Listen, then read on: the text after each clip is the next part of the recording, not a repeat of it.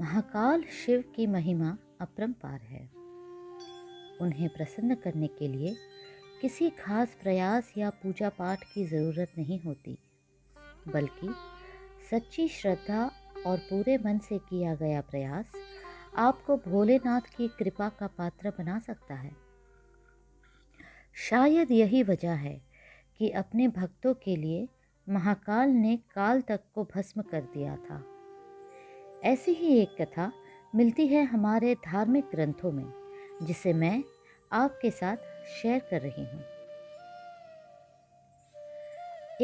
एक दिन जब राजा श्वेत केतु का जीवन काल समाप्त होने को था और वे भोलेनाथ की आराधना में लीन थे, तब चित्रगुप्त ने यमराज से कहा कि राजा श्वेत केतु की आयु अब पूरी हो चुकी है।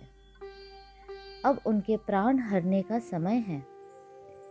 तब यमराज ने अपने दूतों को आज्ञा दी कि वे जाए और श्वेत केतु के प्राण हर ले। यमदूत राजा श्वेत केतु के पास पहुंचे तो वह शिव मंदिर में थे। दूत बाहर ही खड़े हो गए। श्वेत केतु गहरे ध्यान में थे। बहुत देर हो गई, न श्वेत केतु का ध्यान टूटा, न यह दूत हिले।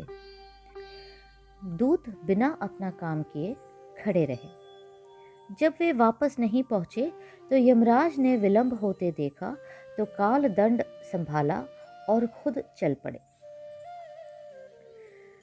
दूतों के आने में देरी होने के चलते यमराज स्वयं ही राजा श्वेत केतु के प्राण हरने पहुंचे। लेकिन वहां उन्होंने देखा कि वह तो महादेव की साधना में लीन है। अब तो वह सोच में पड़ गए कि इसके प्राण कैसे हरे। उन्होंने सोचा कि यह अभी पूरी तरह शिव पूजा में डूबा है। इस स्थिति में शिव पूजा का उल्लंघन नहीं किया जा सकता। तब वह भी बाहर ही खड़े हो गए। उधर जैसे ही काल को उसकी सूचना मिली तो उन्होंने तलवार निकाली और शिव मंदिर में जा घुसे। काल ने देखा कि राजा श्वेत केतु अभी भी भगवान शिव के लिंग स्वरूप के सामने बैठे ध्यान मग्न है। वह झपट कर आगे बढ़ा और जैसे ही उसने राजा श्वेत केतु का सिर काटने के लिए तलवार उठाई, शिव ने अपना तीसरा नेत्र खोलकर काल की ओर देखा। भोलेनाथ का तीसरा नेत्र खुलते ही काल वहीं राजा श्वेत केतु के सामने जलकर भस्म हो गया। थोड़ी देर बाद जब राजा श्वेत केतु का ध्यान टूटा, उन्होंने अपनी आंखें खोली तो राख में बदल चुके काल को देखा। उन्हें चिंता हुई कि यह कौन है और क्या है। श्वेत केतु ने भगवान शिव से पूछा, हे भोलेनाथ, ये किसकी राख है? इसे किसने और क्यों जलाया? तब भोलेनाथ ने बताया कि यह काल था जो कि तुम्हारे प्राण हरने आया था।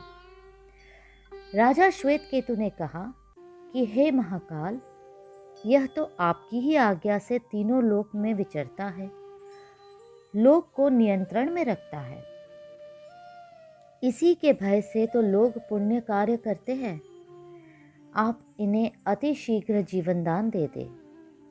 शिव जी की कृपा से काल जी उठा और उसने उठते ही श्वेत केतु को अपने गले से लगाकर बोला, राजा, तुम जैसा तो तीनों लोकों में कोई नहीं है। तुमने तो अजय काल को भी जीत लिया।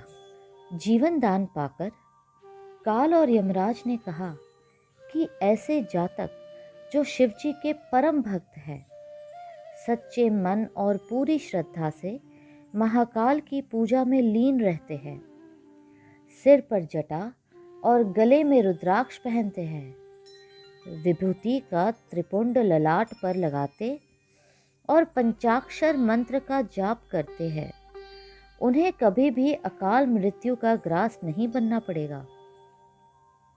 कथा के अनुसार इस आशीर्वाद के बाद श्वेत केतु ने लंबे समय तक राज किया और फिर महाकाल की कृपा पाकर उनमें ही विलीन हो गए। नमः शिवाय